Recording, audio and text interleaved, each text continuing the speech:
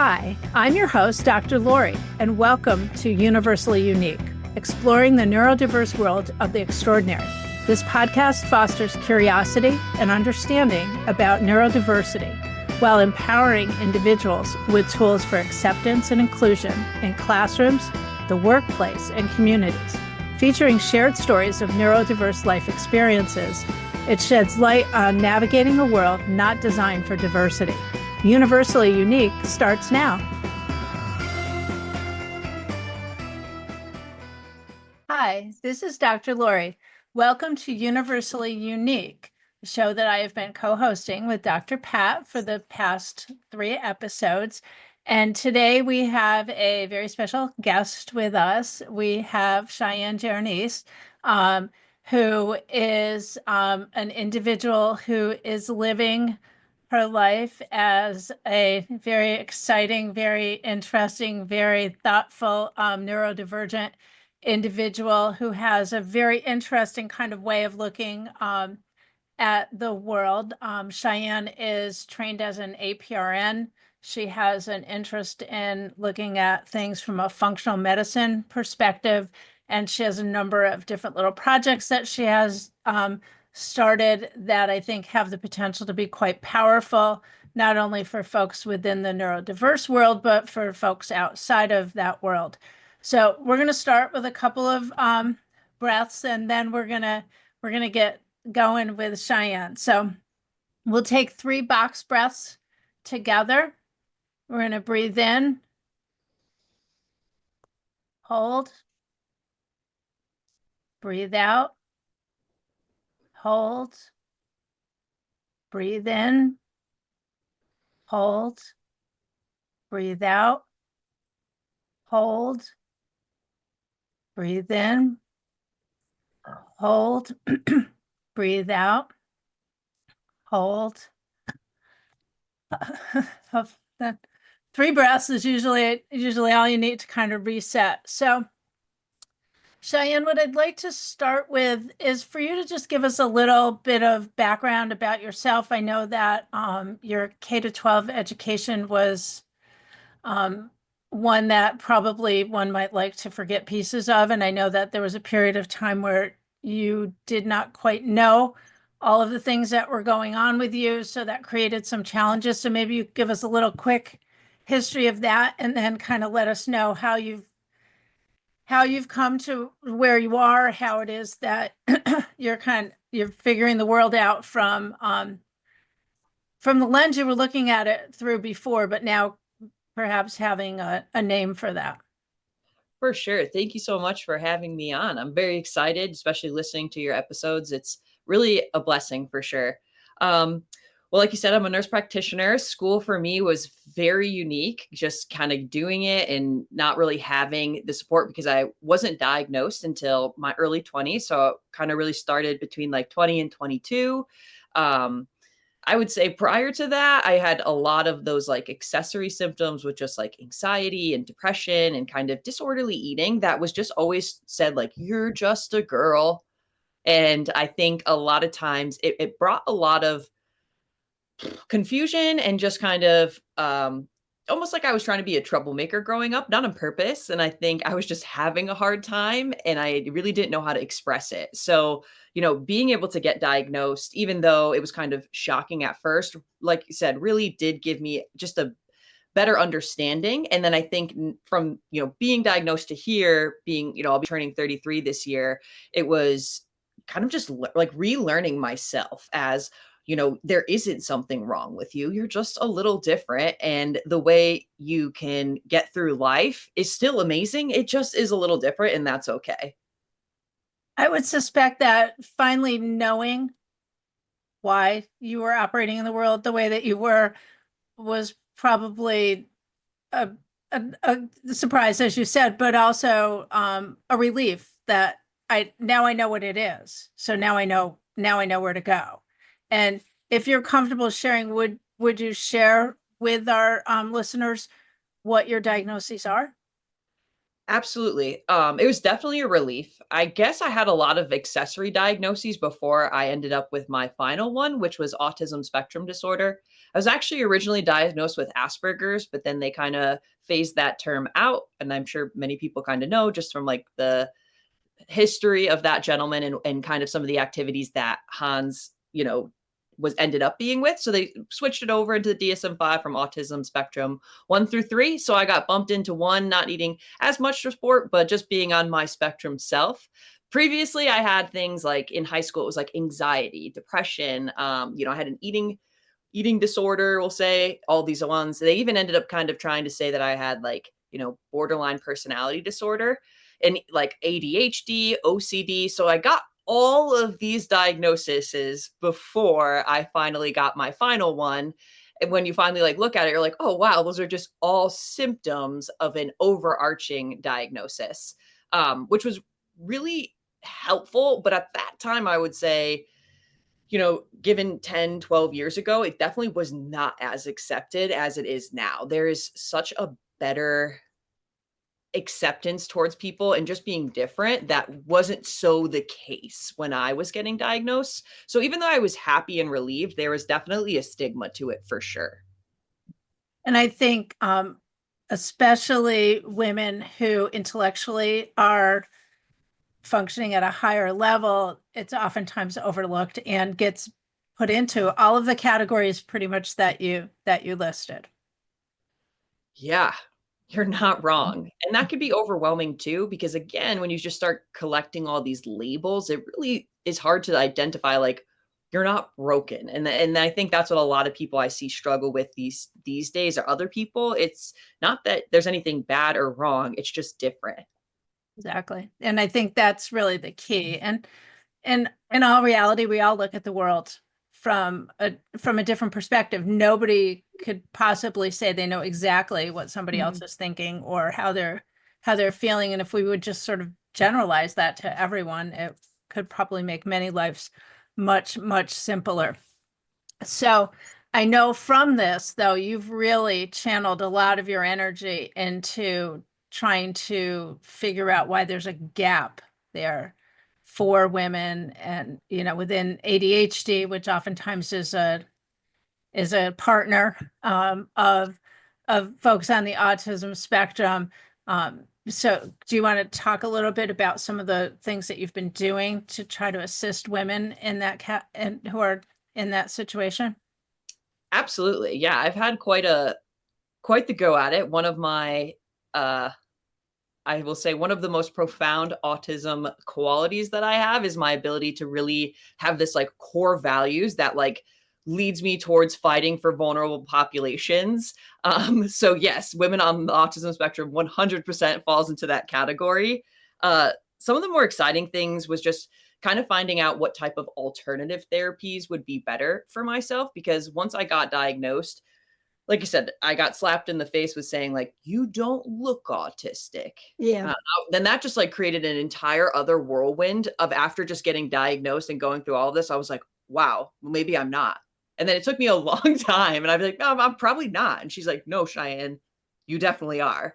Um, so I think from that, I tried to learn as much as I can, and I was kind of doing a lot of education and there actually was working on getting my doctorate at St. Joe's and studying the traits and even trying to just bring more awareness to how it looks like on a female versus a male because there are some differences that are like stereotypical like for women rocking back and forth and playing with your hair aren't things that are typically those are just like girly things instead of like block lining and really enjoying like cars and things like that. And I'd say, a big pattern for me was like how much I love my job and like just helping people and learning. Like I would say my special interest is so profoundly like what I do and having to like figure out the human body. So some of that stuff came up with just like how to treat our bodies and how a lot of people on the autism spectrum have a lot of genetic susceptibilities that put them at risk for not detoxing as well as other people. So how we care for our body can really add up. And a lot of times some people aren't really well versed, specifically traditional doctors, on how we should care for our bodies the best and like what health means, even for non-neurodivergent people. Yeah. But I think it's almost more imperative for neurodivergent people to know how to care for their bodies in a way that will build health. Um, in an earlier episode, Dr. Pat and I were talking about how there are many folks who are in the neurodivergent world who have also kind of joined the ranks, unfortunately, of folks with addictions, because they just don't quite know how to be in the world, and it just seems like that looks like a way to get in there, and then it turns out that that doesn't work out so well. And it, interesting as you're saying that they don't detox things well, it really makes you wonder whether folks on the spectrum process drugs and alcohol differently than everyone else too. Yeah, There's your next study. yeah, right. For sure. And again, we're just all so unique, and I Yeah. think those things just matter a lot, and like that can be from just spending time in nature, Mhm. spending time alone, caring for your body with the types of food you eat. I know in my circumstance, avoiding, specific processed foods and even like highly sprayed foods has been really imperative as far as like some of those other accessory uh illnesses, we'll say, like the stomach issues, the asthma allergy triads that you sometimes see in people also diagnosed on the spectrum. So I think those have Yeah. been pretty valuable in helping me, as well as using, CBD and THC. I mean, realistically, last year I did sit in front of the board and had medical marijuana or cannabis approved for autism spectrum disorder in the state of Connecticut, which was pretty exciting. I know they wanted me to go back and actually advocate for children, so I have to like add that to my list of things to get Yeah. onto. Yeah. Yeah, and I mean, I think finding more natural approaches is so important because many folks within that community, not just folks who are on the autism spectrum, but folks with ADHD and all of the extra secondary things that like to come along, the depression, the anxiety, gastrointestinal issues, end up on so many different medications trying to address symptoms, and then it becomes a snowball. Yeah. Yeah. I have a Um, question too. I wanted to ask you, you mentioned something, I want to go back to it. Um, each, you can't put everybody in a box. Dr. Noto, you and I talked about this before. We like to take people and put them in a box as if all ADHD people were the same and all autistic people, and we're not. And so you go on a journey, and my diagnosis is probably different than yours. At first, I was part of the, what do you call it? Uh, Synesthesia. But then what happened is Grandin came out with the real diagnosis, and Grandin came out, and I had a very fascinating conversation, right? And Grandin's like, you have gestalt perception. I'm like, oh, like salt, too much salt? No, you have gestalt perception. And so you start to think about it.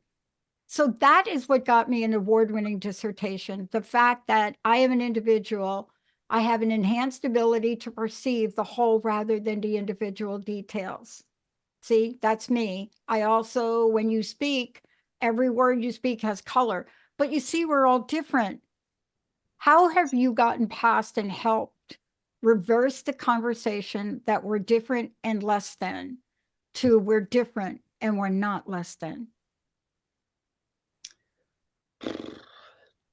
That's a really great question. I think sometimes I still struggle. I definitely have to mask a lot in my current profession. I don't think that I get offered as much grace, especially being like a medical provider. Mm, However, I would say being on the autism spectrum is what makes me the most profound provider, with my ability to recognize patterns, see trends over a group of people. But I would say Ugh, I think I just try to do it every day by getting up and advocating for people and just showing up for myself. I mean, I'm always constantly trying to not prove to myself, but just show myself, Shine, you're fine. You're doing okay. It's okay if you're doing it different. But I definitely catch a decent amount of grief for the way yeah. operate. I'm going to blame Dr. Noto on that. I'm just going to be like, okay, Dr. Noto made me talk about it. But it was a long time coming conversation for me. It was not easy to really be on a show like this and a show like hers and be that, out there. And then when people hear the show, he said, what's a big deal? We knew. We knew, Yeah. Pat. You've been telling everybody all along. I just made you it was a little bit like standing up at an AA meeting. Instead of standing up at the AA meeting and saying, hi, I'm so and so, and this is my addiction, I got you to stand up at a different meeting of A's. But I think part of the challenge, especially as one engages with women on the autism spectrum, especially women that are doing well in the world, because my experience with folks with autism is I either had females who were like in a corner with a blanket over their head, who were very profoundly impacted by their autism, or it was folks more like Chyenne. There's not as much middle in my experiences of women on the spectrum as there are men. There's like a whole array of men in all different, areas, but it seems like folks expect, well, if you're out there, you're functioning, you're not doing some of those things, you're not self-stimming, you're not doing this, other things. But I hear the women talk more frequently about masking. And I don't know whether that's a women thing, period, that all of us sort of pretend sometimes to be in situations that we don't want to be in and we're acting like it's just fine or whatever, or whether whether part of it is sort of connected in there. But I do think, overall, we're not really great at letting women be who women are, For with sure. or without neurodiversity. Yeah, I have to give a lot of thanks to a movie that's out, a part 2 of a movie. I don't know if I'm allowed to mention it, but part 1 of the movie was so insightful for me. And I watched the character that Ben Affleck played in the movie, and I said, "Yep, that's me. Oh, that's what? Oh, what's he doing? Oh, okay, that. Yep, yep. Why you got the music?" So, and you start to see things differently. But if we're not going to talk about it, and Chyenne, thank you for your story, and you, Dr. Noto, what are we doing with it? What are we doing with the conversation, I guess, right? Yeah. And in my opinion, the more that we open up the conversations about how we're all different in a whole array of ways, that I think acceptance across the board is hopefully going to get better.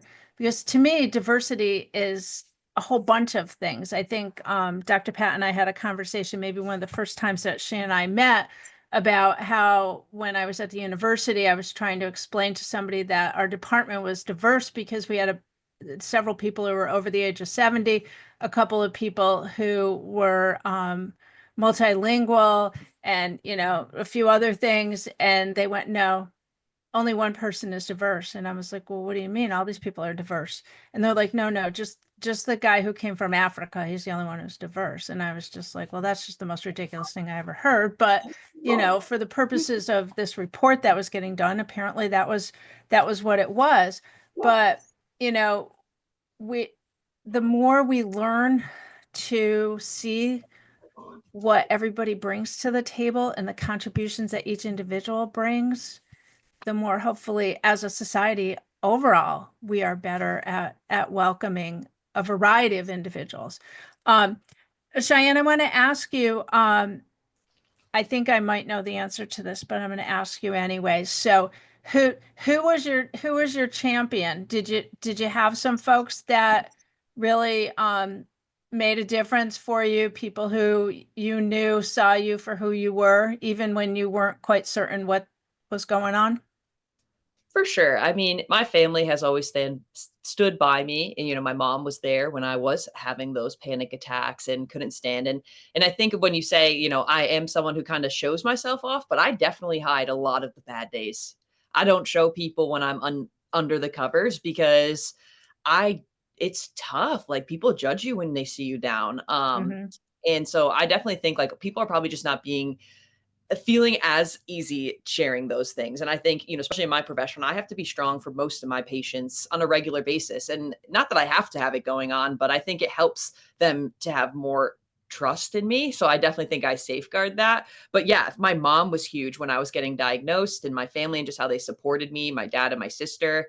And then realistically, Drew, having an amazing partner matters so much. Like, I've had, partners, in my life who didn't really support me and more kind of exacerbated some of those, needing of like your love languages. So having that verbal confirmation and affirmation for me has allowed me, and then just like unconditional love, having those people in your life that really shower you and just encourage you are so important for you to feel strong, because if not, this world is tough. And I think it's a lot of tough for people on the spectrum or even neurodivergent people, because we feel that emotions just like so powerful. So you have really big highs and you have some really big lows, and surrounding yourself with a cushion of people who love you no matter what emotion you're having is, for me, has been like life changing. So shout out to my family and Drew for Mm. everything they've done to support me. Yeah, ditto on all of that. I'm telling you that. I'm Yeah. not sure I'd be here if it wasn't for what you just said. Yeah. I saw the nose of not the well, I saw the nose of a little one, but I also saw the nose of a bigger guy. Could will he get in the screen? He might. Dax, come here. Dax, come. He's coming. My service dog, super blessed. I don't think I would be also another great fuzzy guy who's offered so much support. He's actually from Seattle, Washington, upstate. He's a golden doodle. His name is Dax, and he is 5. And he comes to work with me, which has been extraordinary, especially like during COVID when that was some tough times. And he, is able to smell cortisol, and he provides deep pressure therapy and also like tick intervention, especially if they were more like self-harm behaviors. Yeah. Can I ask you a question about that? Because this is something we don't talk about enough, and that is what have you both found are the resources now available to people that weren't? I mean, I went through like you, Lyme disease. I have no sense of smell. Somebody told me that I should get a service dog, and I just looked at him and said, I don't think I'm eligible. And I don't think we understand everything that's available. We just assume, since most of our life it wasn't available, that things are not available, but you both are changing that, aren't you? Yeah. I mean, there's a variety of folks that fit the criteria for a service dog. It's no longer just folks with blindness or visual impairments. I mean, they open the door for everybody, but there's lots of reasons why folks would have a service dog. Sometimes folks have them because they recognize when somebody's having a seizure. They may recognize when somebody's blood sugar level is going down really low. Dax is really good at recognizing anxiety and, a need for somebody to kind of ground themselves. I think the unfortunate thing is that there are a number of people who have decided that they would like to bring just their regular dog to a whole bunch of places that their regular dog has no business going to and is not trained appropriately to go.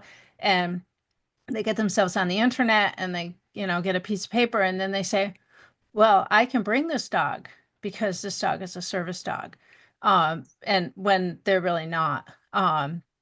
And I think that's created a bit of a challenge for folks who really truly have service dogs and who really need service dogs. And I would suspect that there probably are times that because Chyenne does not have a visual challenge, that people are like, well, what do you got him for? For sure. Yeah. You are not wrong on that. And I think it's tough to know, but I think the internet is a great resource. I think, as we, being able to like look up stuff on like has always been a good idea. And just like kind of being able to confirm resources has always been helpful. And collaborating with other people, like if I see someone that has done something that I have, I mean, again, there's not a lot of support for adults getting diagnosed, especially women who are late diagnosed. I mean, I think there's a couple places. I think knowing that you could get a diagnosis through a psychiatrist is helpful, as if they know you and can, offer some of that insight. You don't necessarily have to go through, a lot of the psychological testing. And I think, in Connecticut, the autism, oh, what is it called? I've done a couple research studies there. The group at Yale? I think it's in Hartford, and they Oh, a okay. pretty Yeah, I'm not lovely gonna come up with it. institute. Yeah. I can't think Uh, of their name, but on their website, they have a lot of resources, and you could just call, and a lot of times they'll help you, just figure out what you might need and offer. They've always been very kind to me. so I'm gonna ask you one other question. And I want to know what do you do to kind of restore and renew and rejuvenate yourself when you're starting to feel like everything else is sort of taking all the energy out. Probably a couple things. I think a big thing is my faith, for sure. Believing in something higher than myself has really helped me feel that I've always felt like something greater than myself has put me on this earth, to help. And not even in like I'm better than anybody. Just like I truly believe that the gifts and talents that I've been given were provided to help other people. So my faith definitely helps. I would say being in nature always helps me de-wind. Being away from just like disconnecting really helps me connect. Um, Mm. the sunshine usually helps. And always listening to just good music or breathing. A lot of that stuff is just taking time to slow down because a lot of times this world is pushing us out of rhythm. And sometimes we just need to slow down, switch gears, and you can usually figure anything out. Yeah. And I think many people don't know how to slow down. I mean, across the board, all kinds of folks have no ability to sort of put the brakes on. And partially because when you put the brakes on and you stop and it's quiet, then you have to figure out what's going on in your head. But if you just keep going a million miles an hour, you don't have to listen to any of those things. But so is there anything, if I could send you back, which maybe isn't really that far away because you're not quite that old, that some of those folks might still be there. But if I sent you back to some of the schools that you went to and you had the opportunity to tell some of the folks that you went to school with or the teachers that you interacted with, um, something that you think would be useful for students coming up, or to even say to them, hey, you were nice to me and you understood me and I appreciated that. Is there any of that in your K to 12 experience, or was it all pretty I mean, stressful? I was blessed because I did go to a magnet school for singing. And so theater was always a way to get out of my body. If my skin wasn't working, that helped. So I was offered a lot of grace when I was able to be around other people because honestly, everybody was weird, I guess, if you wanted to. Everyone was just an individual and just yourself, and they didn't care. But when I was in regular high school, rough, rough, rough, rough. Just a lot of bullying and just like not even if it was just like lighthearted, it just didn't feel good. And like interpreting sarcasm was never easy for me. But I think my advice would be it gets better. Perspective is amazing. I mean, in practice helps you. I mean, failure isn't like your last attempt at something. It really is just truly your first attempt in learning. And I think holding myself and giving myself grace, because I think I was always the one who was much harder on myself as well.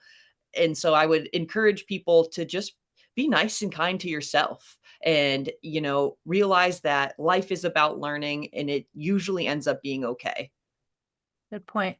I would encourage folks that if they really are not feeling like they have that within themselves, to please find someone to talk to reach out to a teacher, to a parent, to a pastor, to your next door neighbor, to a hotline if that is something that you need to do. Because the other thing that worries me is the number of folks within the community who are feeling that they have no hope and that are dying by suicide. And it's a very frightening number.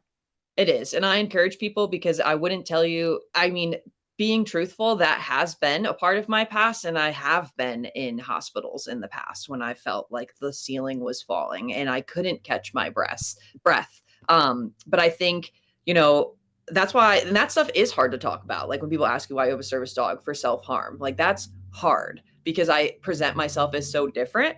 But I think, it can get better, and I think it's good to have those supports and have someone nice that you like to talk to, because I Yeah. do really be appreciating my therapist too.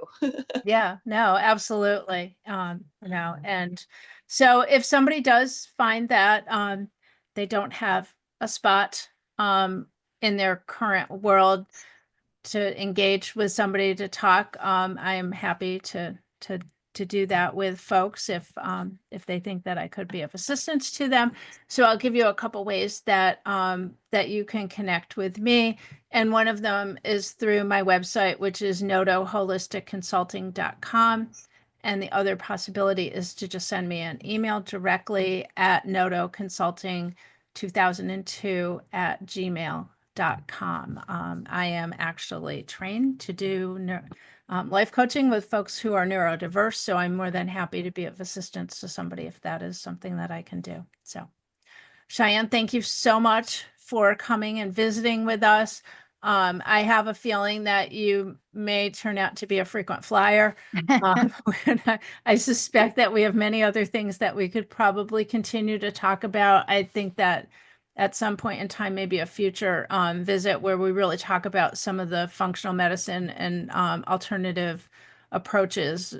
I would say alternative holistic approaches that you're using in your practice would be of interest to our listeners. So we'll schedule another time in the future. I'm pretty confident of that.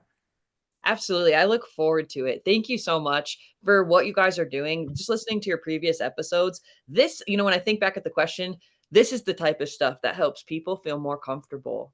It's the conversation that gets started. So thank you for you two ladies for stepping up and, filling a gap, because that's what we need. And so I appreciate it. And thank you so much for having on this show. Thank you. Awesome. Thank you for listening to Universally Unique, exploring the neurodiverse world of the extraordinary. Join me, Dr. Lori, on Transformation Talk Radio every second and fourth Monday at 11:30 Pacific Time as we continue to explore navigating a world not designed for diversity. For advocacy and support for individuals with disabilities, let's connect. Learn more about consulting and life coaching at notoholisticconsulting.com.